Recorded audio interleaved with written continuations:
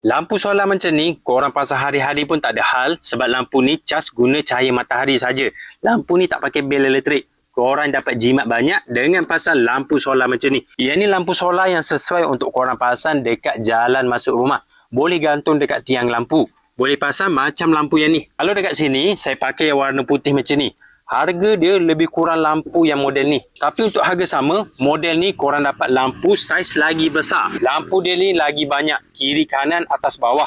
Lampu pula jenis pakai reflektor, dia lebih terang. LED dia dekat bahagian dalam sebiji-sebiji macam ni. Kiri, kanan, atas, bawah penuh lampu macam ni. Yang ni saya repeat kali kedua. Sebelum ni saya dah pasang dekat dinding rumah macam ni. Saya tampal tanam terus dekat tiang bing macam ni. Boleh cerahkan bahagian tepi rumah saya. Hari-hari dia automatik nyala. Saya tak perlu nak buka tutup suis. Korang boleh cek lampu solar yang model ni.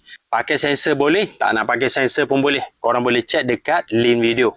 Lampu ni memang padu.